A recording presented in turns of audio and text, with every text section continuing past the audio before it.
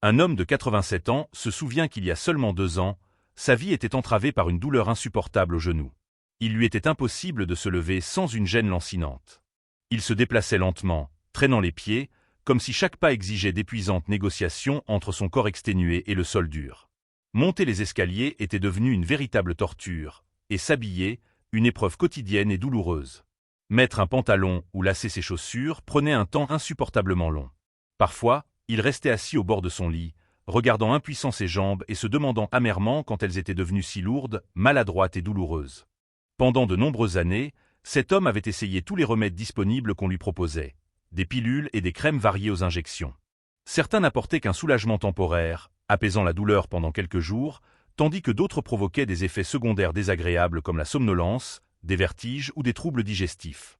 Il se sentait pris dans un cercle vicieux entre la douleur constante et les conséquences épuisantes des traitements. Et bien que ces médecins traitants fassent tout leur possible, au fond de lui, il savait que leurs actions n'étaient qu'une tentative d'éteindre des foyers d'incendie isolés, sans jamais éliminer la cause première de l'embrasement. L'homme s'était presque résigné à l'idée qu'une vie imprégnée de douleur était une partie inhérente de sa vieillesse, que le corps se flétrissait inévitablement, et que la seule chose à faire était de supporter. Cependant, un jour, alors qu'il était assis dans un parc, une femme qu'il connaissait à peine s'approcha de lui et lui raconta quelque chose d'étonnant. Elle n'était ni médecin, ni infirmière. C'était simplement une dame âgée, comme lui, avec des mains ridées mais des yeux vifs et perspicaces, et une histoire qu'il ne s'attendait absolument pas à entendre. Elle lui parla d'une huile maison qu'elle utilisait depuis de nombreuses années. La femme expliqua en détail comment la préparer, comment l'appliquer correctement et comment ce remède lui avait rendu la mobilité perdue, alors qu'elle désespérait et pensait qu'il n'y avait plus de retour en arrière. L'homme, il faut l'admettre, l'écouta avec une bonne dose de scepticisme, mais il y avait quelque chose de spécial dans sa manière de parler. Cette confiance inébranlable qui n'appartient qu'à ceux qui ont vécu de profonds changements par leur propre expérience. Cette rencontre fortuite fut le point de départ de la transformation de sa vie quotidienne. Ce n'était ni un miracle, ni une supercherie. C'était un remède simple, ancien, accessible à tous. Et aujourd'hui, il souhaite partager cette connaissance. Avant que la douleur ne l'envahisse complètement, la vie de cet homme était calme, mais néanmoins riche. Il n'avait pas besoin de grands événements pour se sentir heureux. Il appréciait les routines simples et établies, les promenades matinales, le jardinage le week-end, les courses tranquilles à pied jusqu'au magasin voisin. Il aimait sentir son corps en mouvement, éprouver cette agréable fatigue qui survenait après une journée active. Mais il y avait quelque chose de tout à fait spécial qu'il n'aurait échangé contre rien au monde, danser avec sa femme. Chaque vendredi, sans exception, il mettait de la musique dans le salon et faisait quelques tours, même lents et paisibles. Parfois c'était un boléro, parfois quelque chose de plus vif et rythmé, mais toujours avec un sourire immuable sur leur visage. Sa femme disait souvent que tant qu'il dansait, il restait jeune à l'intérieur. Et il la croyait sincèrement. L'homme se souvient qu'un jour, en se penchant pour arroser une plante d'intérieur, il ressentit une légère tension au genou. Cette sensation ne dura qu'une seconde, ne présageant rien de grave.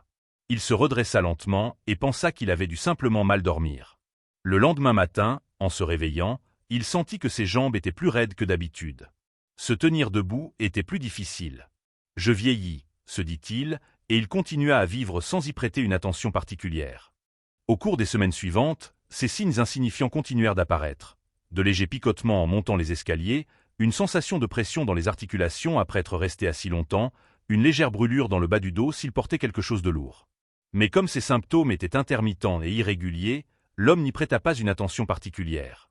Beaucoup de gens agissent ainsi. Ils ignorent les premiers signaux parce qu'ils ne veulent pas admettre que leur propre corps essaie de leur parler. Ils se persuadent que c'est temporaire, qu'ils sont simplement fatigués ou que le temps est peut-être en cause. Et plus on ignore ces avertissements, plus on permet à la maladie de progresser. Son erreur fut précisément celle-ci, il n'a pas écouté son corps à temps. Les mois passèrent, et ce qui n'était au début qu'une légère gêne se transforma progressivement en une douleur constante et épuisante. La raideur matinale devint une bataille quotidienne avec son propre corps. L'homme cessa de beaucoup marcher, car au bout d'un certain temps, ses hanches commençaient à lui faire très mal. Il arrêta de jardiner, car s'agenouiller était absolument impensable. Sa femme et lui cessèrent de danser. Il ne pouvait pas la faire tourner sans ressentir une douleur lancinante qui le forçait à s'arrêter. Parfois, les gens croient à tort que leur corps est simplement fatigué. Cependant, ce qui se passe ensuite peut changer radicalement toute la vie d'une personne. Le plus tragique est que les gens ne réalisent souvent pas la vraie valeur de leurs mouvements tant qu'ils ne commencent pas à les perdre irréversiblement.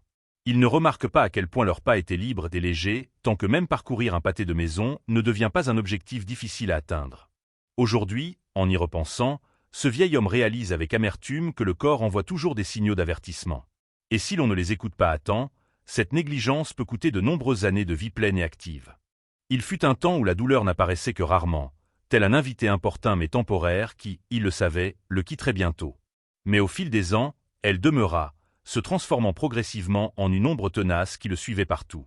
Peu importait que ce soit le jour ou la nuit, qu'il soit chez lui ou dehors, qu'il marche ou qu'il respire simplement. La douleur était toujours présente. Le mouvement devint une épreuve constante. Il ne pouvait plus se lever du lit d'un mouvement rapide et habituel.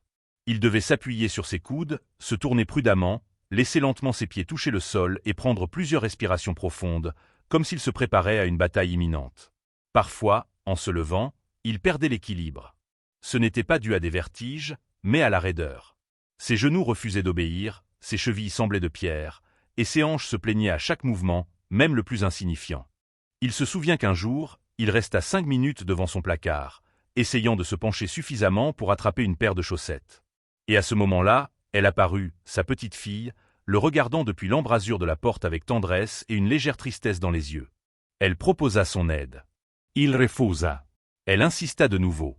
Il n'eut d'autre choix que de la laisser faire. Ce fut l'un des moments les plus difficiles de sa vie. Non pas à cause de la douleur physique, mais parce que le plus douloureux était de réaliser qu'une fillette de 8 ans devait l'aider pour quelque chose d'aussi intime et personnel. Il se sentait inutile. Il se sentait vraiment vieux. L'homme commença à dépendre des analgésiques presque quotidiennement. Sur sa table de chevet, il y avait une boîte entière. Il les prenait le matin, parfois même à midi. Il lui était nécessaire pour maintenir une certaine fonctionnalité, mais cela avait un prix élevé. Les médicaments lui déréglaient l'estomac, lui coupaient l'appétit, le rendaient somnolent aux moments les plus inopportuns. Il sentait qu'il payait son bien-être général pour seulement quelques heures de soulagement partiel. Et ce n'était pas seulement le corps qui souffrait. La douleur physique pénétrait profondément dans son esprit. Elle le rendait plus irritable, renfermé, déprimé. Il commença à refuser les promenades, les visites chez des amis, les dîners de famille, car être avec d'autres quand votre corps souffre est une humiliation silencieuse. Vous ne voulez pas qu'ils vous voient traîner les pieds, ou qu'ils comprennent que vous ne pouvez pas monter 2 marches sans vous tenir fermement à la rampe. La tristesse devint une compagne inséparable de la douleur. Et ensemble, elles commencèrent à gagner cette bataille. Il s'était dit maintes fois que c'était la vie. Certains vieillissent bien, d'autres, comme lui, n'ont pas cette chance. Mais au fond de lui, une partie ne s'était pas complètement rendue. Une partie qui croyait encore que, peut-être, juste peut-être, il existait quelque chose au-delà des pilules et de la résignation. Il ne le savait pas alors, mais il était sur le point de découvrir quelque chose qui allait complètement changer cette histoire. Quelque chose de simple, de naturel et de très réel. Pendant des années, il s'était accroché à l'idée que le soulagement existait quelque part. Que s'il s'efforçait suffisamment, il finirait par trouver une solution. Alors, il a absolument tout essayé. Et quand il dit « tout », il entend littéralement toutes les méthodes disponibles. Il a commencé par la physiothérapie 2 fois par semaine. Exercice, étirement, traitement thermique, massage. Au début, cela semblait fonctionner, mais le soulagement n'était que de courte durée. Dès qu'il rentrait chez lui, la douleur revenait, tel un vieil ennemi qui s'était juste caché un instant. On lui disait d'être constant, qu'en quelques mois il sentirait une amélioration. Les mois passaient, et il restait dans le même état. Puis vinrent les injections. On lui avait promis que c'était la dernière avancée de la médecine, qu'avec elle, il marcherait à nouveau comme un jeune homme. Elles étaient douloureuses, coûteuses et efficaces seulement pendant 2 ou 3 semaines. Ensuite, tout revenait à l'état antérieur, voire s'aggravait, car le corps commençait à en dépendre et le portefeuille souffrait des dépenses constantes. Chaque injection était un nouvel espoir, puis une nouvelle amère déception. Il a essayé toutes sortes de crèmes commerciales aux noms étranges, aux odeurs fortes et aux ingrédients imprononçables. Certaines brûlaient la peau, d'autres laissaient simplement un résidu collant, mais aucune ne soulageait vraiment la douleur qui était profondément ancrée dans l'articulation même. Ensuite vinrent les suppléments, glucosamine, chondroïtine, collagène hydrolysé, capsules de curcuma, gingembre en poudre. Chaque flacon était accompagné de promesses de restaurer le cartilage, de régénérer les tissus, de réduire l'inflammation naturellement. Certains donnèrent de l'espoir au début, mais finalement, les flacons vides n'apportèrent aucun soulagement réel, seulement plus d'argent dépensé et plus de déception. Il se souvient d'une visite chez le médecin après une IRM de son genou gauche. Il s'assit, espérant entendre quelque chose de nouveau, quelque chose de différent. Le docteur le regarda avec bienveillance, mais avec ce regard froid et distant qu'il avait déjà vu, et lui dit « C'est normal à votre âge. Vous devez apprendre à vivre avec. » La phrase « apprendre à vivre avec » resta profondément ancrée dans son esprit, comme une sentence. Comment peut-on apprendre à vivre avec ce qui vous prive de votre liberté, vous empêche de dormir et vous ôte progressivement votre qualité de vie? L'homme quitta le cabinet du médecin, envahi par la colère, non pas contre le docteur, mais contre tout ce qui l'entourait. Contre l'idée même qu'il fallait se résigner à la douleur simplement parce qu'on vieillissait. Il ressentait une profonde fatigue, non seulement physique, mais aussi mentale. Fatigué de chercher, de payer, d'essayer, d'espérer et de retomber. Fatigué d'être perçu comme un numéro de plus, comme un cas désespéré. Et c'est alors, quand il ne cherchait plus rien de nouveau, quand son moral était au plus bas, que quelque chose changea. Ce n'était ni un médicament, ni une clinique. Ce n'était qu'une conversation. Une rencontre inattendue qui, sans le savoir, lui indiqua une voie qu'aucun médecin n'avait jamais proposée auparavant. Une voie naturelle, simple et, surtout, réelle. Une conversation qui lui donna de l'espoir. Ce matin-là, il n'avait absolument pas envie de sortir de chez lui, mais quelque chose en lui soufflait avec insistance qu'il avait besoin d'air frais. Il prit sa canne, une légère écharpe et se dirigea lentement vers le parc voisin. Il s'assit sur un banc pour observer la vie autour de lui. Des enfants qui couraient, des chiens qui aboyaient et des personnes âgées, comme lui, marchant silencieusement en cercle, chacun avec ses douleurs cachées. À côté de lui s'assit une femme inconnue. Elle avait des cheveux gris soigneusement coiffés et un regard calme et perspicace. Elle portait un sac de pain pour les pigeons et un petit thermos d'où elle buvait quelque chose de chaud. Ils se saluèrent, comme le font les inconnus, n'attendant rien d'autre qu'un mot aimable. Mais quelque chose en elle lui parut familier, comme si elle avait déjà rencontré les mêmes regards tristes qu'il voyait chaque fois qu'il baissait la tête de douleur. Ils parlèrent d'abord du temps, puis de leurs petits-enfants, et inévitablement, du corps. L'homme lui raconta que ses genoux ne lui permettaient plus de marcher plus de 10 minutes sans se reposer. Elle écouta sans l'interrompre, hochant la tête avec compassion, comme quelqu'un qui n'a pas besoin d'imaginer ce que vous ressentez, car elle l'a elle-même vécu. Puis elle lui dit « J'étais comme ça », avoua-t-elle. Je ne pouvais même pas me lever sans pleurer de douleur au dos. J'ai tout essayé, analgésique, injection, même l'acupuncture. Rien n'a complètement aidé jusqu'à ce qu'une de mes tantes, de celles qui connaissent les vieux remèdes, me donne une recette de famille, une huile naturelle. Elle a changé ma vie. L'homme la regarda avec scepticisme.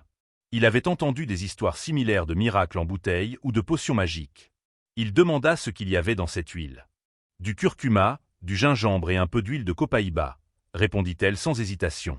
Le tout mélangé à de l'huile d'olive vierge extra et préparé à la maison. Je l'utilise 2 fois par jour, en massant les zones enflammées. Il ne savait pas s'il devait rire ou la remercier. Un remède de cuisine. C'était tout. Après tant d'années de médicaments, de médecins et d'analyses, la solution se trouvait dans une huile qu'il pouvait préparer lui-même. Mais quelque chose dans sa manière de parler fit taire ses doutes. Elle n'essayait de rien lui vendre, n'exagérait pas, ne promettait pas de miracle. Elle racontait simplement ce qui l'avait aidé. C'est cela qui le fit réfléchir. Il quitta le parc, et cette conversation lui trottait dans la tête. Il n'avait rien à perdre. Et si ce qu'elle disait était vrai, peut-être pouvait-il gagner quelque chose. Ce soir-là, il commença à chercher les ingrédients. Il avait du curcuma chez lui. Il acheta du gingembre au marché et du copaïba dans une herboristerie locale qui sentait encore le bois et les vieux remèdes. Il prépara le mélange comme elle lui avait dit. C'était simple, sans complication. Il conserva l'huile dans une bouteille en verre foncé, comme elle l'avait recommandé, et la laissa reposer quelques heures. Le lendemain matin, à l'aube, il en appliqua un peu sur ses genoux, juste un peu, sans rien attendre. On ne peut pas dire que la douleur disparut le jour même. Ce serait malhonnête. Mais quelque chose changea. Il ne sait pas si c'était l'huile, la conversation ou simplement l'idée qu'il y avait encore quelque chose à essayer. Ce qu'il sait avec certitude, c'est que cette femme, avec son sac de pain et son thermos chaud, lui a donné ce qu'il n'avait pas ressenti depuis des années. L'espoir. Et cela, au milieu de la douleur, vaut plus que n'importe quelle pilule. Quand il décida enfin d'étudier cette huile plus en profondeur, il comprit que ce n'était pas un nouveau secret. En fait, elle était utilisée depuis des siècles dans d'autres cultures pour traiter les douleurs articulaires, les inflammations chroniques et la raideur. Le problème est que, comme de nombreux remèdes naturels, elle n'est pas enseignée lors des consultations médicales et n'est pas vendue dans les grandes pharmacies. Cela la rend invisible pour la plupart des gens. L'huile dont il parle combine des ingrédients très puissants, tous naturels, facilement accessibles et scientifiquement prouvés. Le principal est le curcuma, connu pour son effet anti-inflammatoire grâce à la curcumine. Mais il n'agit pas seul. Sa puissance est augmentée lorsqu'il est mélangé à d'autres ingrédients, l'huile d'olive vierge extra, gingembre frais, ail et romarin. Voici comment le préparer étape par étape. Ingredients. Une demi-tasse d'huile d'olive vierge extra. 2 cuillères à soupe de poudre de curcuma ou de racines fraîches râpées. 1 cuillère à soupe de gingembre frais râpé. 2 gousses d'ail écrasées. 1 branche de romarin frais ou 1 cuillère à café de romarin séché. Processus de préparation. Pour commencer, versez l'huile d'olive dans une petite casserole et placez-la sur le feu le plus doux. Il est important de ne pas faire bouillir l'huile. Elle doit seulement chauffer doucement, en conservant ses propriétés bénéfiques. Ensuite, ajoutez délicatement le curcuma, le gingembre, l'ail écrasé et le romarin à l'huile tiède. Continuez à chauffer le mélange à feu doux pendant environ 10 à 15 minutes, en remuant constamment. Cela permettra à tous les ingrédients de libérer pleinement leur substance active, sans brûler. Après le temps indiqué, retirez la casserole du feu et laissez le mélange refroidir complètement à température ambiante. L'huile refroidie doit être soigneusement filtrée à travers un tissu propre ou une passoire très fine pour séparer toutes les particules solides. L'huile filtrée obtenue doit être versée dans un récipient en verre foncé, muni d'un couvercle hermétique, pour un stockage approprié. Recommandations d'application. Utilisez une petite quantité de cette huile, en l'appliquant directement sur la zone de l'articulation affectée. Massez la peau par mouvement circulaire pendant 5 à 10 minutes. Il est plus efficace d'effectuer cette procédure le soir, juste avant de dormir. De plus, l'huile peut être appliquée le matin, surtout si la raideur matinale des articulations est ressentie le plus intensément au réveil. La fréquence d'application optimale est de 2 fois par jour, quotidiennement. La clé du succès est une constance rigoureuse. Conditions de stockage. Conservez le récipient d'huile dans un endroit frais et sombre, à l'abri de la lumière directe du soleil. Le réfrigérateur n'est pas obligatoire, mais il est important de s'assurer que le couvercle est bien fermé pour préserver toutes les propriétés bénéfiques du produit. Precautions importantes.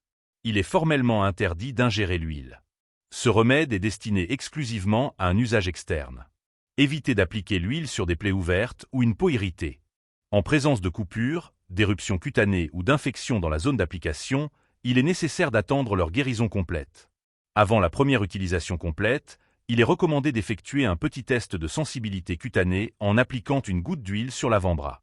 Cela aidera à exclure d'éventuelles réactions allergiques ou une sensibilité accrue aux composants. Bien que cette huile n'ait pas de propriétés magiques, son utilisation prudente et régulière, associée à un mode de vie sain, peut apporter des bénéfices significatifs. Le vieil homme utilise ce remède chaque soir. Pour lui, c'est devenu une sorte de petit rituel qui lui rappelle constamment qu'il possède toujours la force et la capacité de prendre soin de son corps de ses propres mains. L'aspect le plus précieux est la possibilité de préparer cette huile soi-même, sans coûts financiers importants, sans utiliser d'additifs chimiques excessifs et en utilisant des ingrédients que la nature a généreusement offerts à l'humanité il y a des siècles. Dès les premiers jours d'application de ce remède, l'homme commença à remarquer des changements. Honnêtement, il n'avait pas d'espoir particulier, appliquant l'huile avec le sentiment d'une personne ayant perdu la foi en la guérison, avec la pensée « de toute façon, je n'ai rien à perdre ». Il appliquait l'huile de curcuma chaque soir sur ses genoux et ses épaules, suivant scrupuleusement les instructions de Madame Rosa, des mouvements circulaires doux et lents. Quelques minutes après l'application, il ressentait une chaleur légère et discrète, comme un toucher délicat. L'huile ne provoquait ni brûlure ni picotement, n'avait pas d'odeur forte, son effet était tout à fait naturel. Dès la première nuit, son sommeil devint plus profond et paisible. L'homme mit cela sur le compte du hasard. Cependant, la deuxième nuit aussi, son sommeil fut réparateur. La troisième nuit, il commença à se demander si c'était vraiment le début de l'action du remède. Pendant de nombreuses années, il n'avait pas pu dormir plus de 4 heures d'affilée, se réveillant constamment à cause de la douleur ou de l'inconfort. Mais cette semaine-là, des changements notables se produisirent. Il dormait profondément et se réveillait avec beaucoup moins de tension dans le dos. Le 5e jour, l'homme remarqua qu'il ne lui fallait plus autant de temps pour se lever du lit. Auparavant, il devait rester assis sur le bord pendant plusieurs minutes, comme si son corps devait se souvenir comment bouger. Mais ce matin-là, il se leva sans la moindre hésitation. Il se dirigea vers la cuisine d'un pas plus assuré. Et alors, une pensée lui traversa l'esprit, qu'il n'osait pas encore accepter pleinement, et si ça marchait vraiment? Il ne parla à personne de ses sensations, ni à ses enfants, ni à ses amis. C'était son secret personnel, intime, comme un secret qu'il ne voulait pas prononcer à voix haute, craignant que cela ne brise l'espoir naissant. Cependant, quelque chose en lui avait changé. Pour la première fois depuis longtemps, il n'attendait plus l'arrivée de la douleur.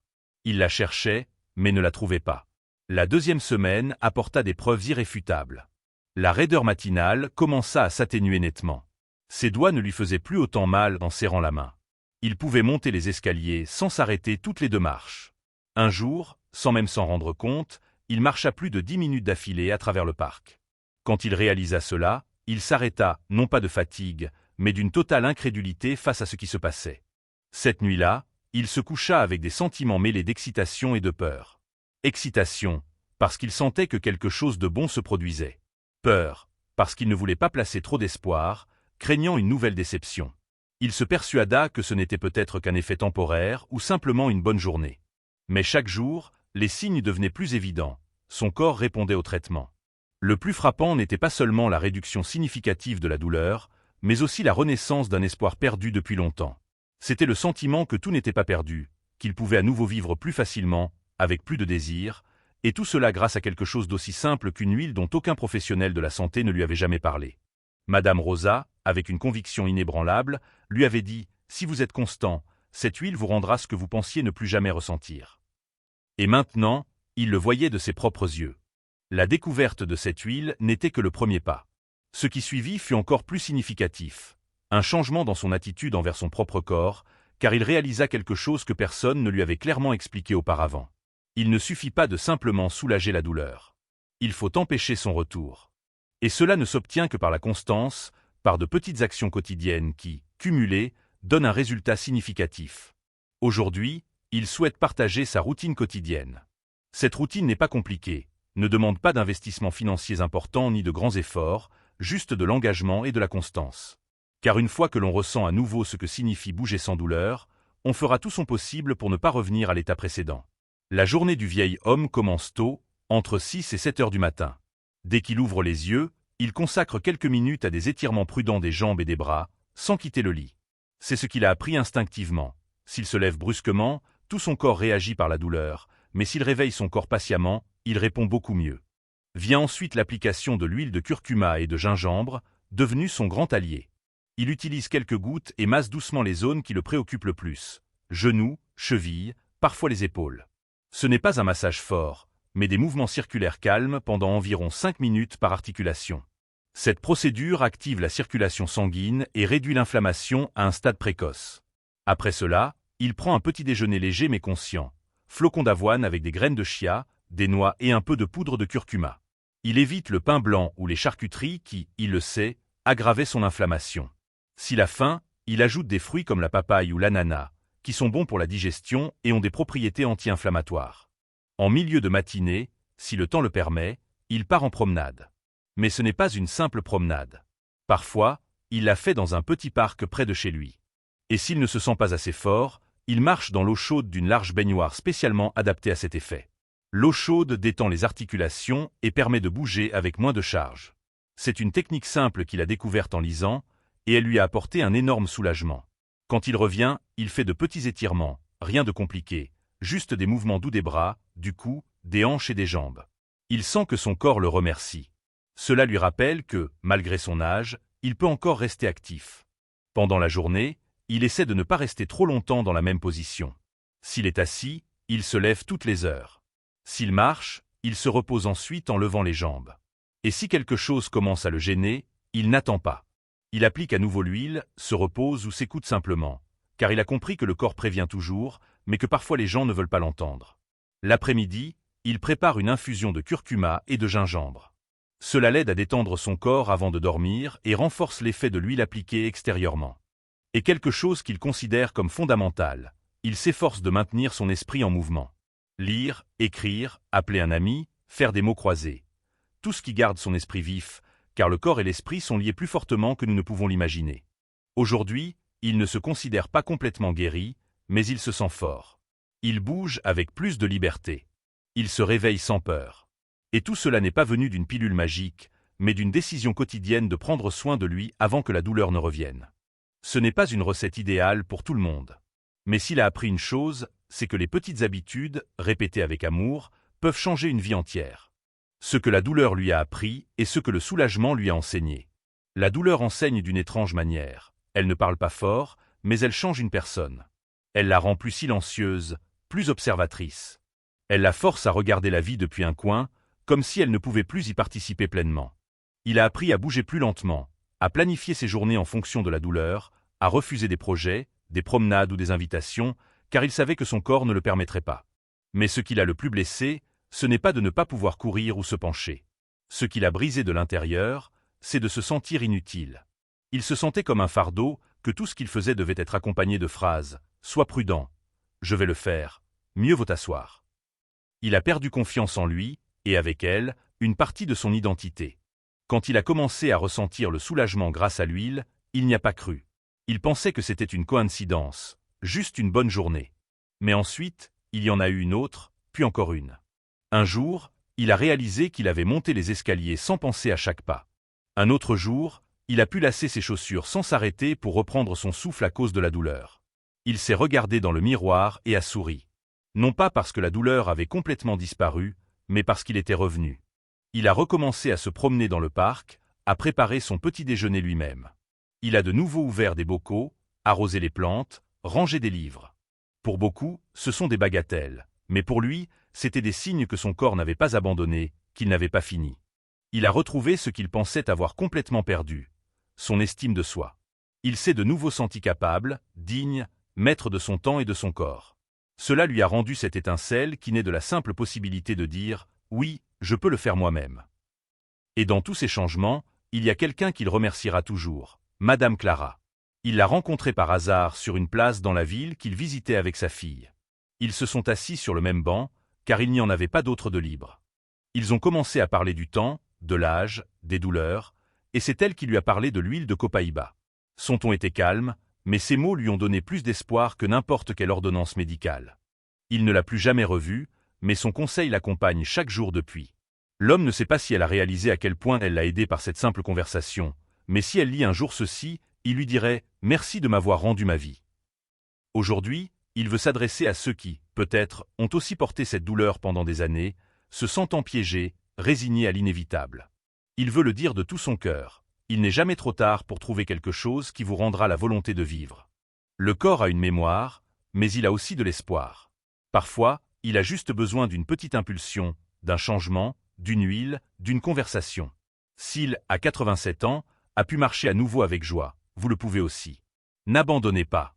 Peut-être que ce qui changera votre vie est plus proche que vous ne le pensez. Si vous avez lu jusqu'ici, il exprime sa gratitude. Vous n'imaginez pas à quel point cela compte pour lui que quelqu'un écoute non seulement avec les oreilles, mais aussi avec le cœur. Il ne raconte pas cette histoire par pitié ou pour attirer l'attention. Il la raconte parce qu'il aurait aimé que quelqu'un lui dise cela il y a 10 ans. Peut-être aurait-il moins souffert, peut-être aurait-il vécu plus. Aujourd'hui, il a parlé de la douleur qui tire insidieusement vers le bas. De celle qui s'installe dans les genoux, les épaules et les bras, de celle qui fait douter de sortir se promener ou de rester assis un jour de plus. Il a parlé des remèdes qu'on nous donne, qui soulagent temporairement la douleur, mais apportent de nouvelles contraintes, de nouveaux inconvénients. Il a raconté comment il s'était résigné, comment il avait abandonné, et comment, par hasard ou par destin, une conversation était apparue qui a tout changé. Cette femme dans le parc n'avait pas de formation médicale. Elle ne portait pas de blouse blanche, mais elle possédait quelque chose d'aussi précieux que le savoir technique, l'expérience de la vie. Elle lui a parlé d'une huile naturelle, l'huile de curcuma, qui, dans son cas, avait fait des miracles. Il était sceptique, bien sûr, comme tout le monde, mais il a essayé. Et il a ressenti un soulagement, puis une constance, puis la liberté. Ce n'était pas un miracle. La douleur n'a pas disparu du jour au lendemain, mais peu à peu, jour après jour, il a senti son corps retrouver des forces, qu'il pouvait bouger avec plus d'assurance, avec moins de peur. Et avec cela est revenue une partie de lui qu'il croyait perdue, la volonté de vivre. Aujourd'hui, il vous invite, si quelque chose dans cette histoire vous a touché, à essayer. Toujours de manière responsable. Toujours avec le soutien de professionnels si vous en avez besoin. Ne prenez pas de décision hâtive, mais ne reportez pas non plus ce qui pourrait vous aider. Parfois, la solution ne se trouve pas dans le plus cher ou le plus moderne. Parfois, elle est dans le naturel, dans ce que la Terre offre depuis des générations. Marcher sans douleur ne devrait pas être un luxe. Cela devrait être un droit. Un droit qui nous accompagne jusqu'au dernier jour de notre vie. Si vous avez vécu cela, si vous le vivez ou si vous le surmontez, alors vous savez de quoi il parle.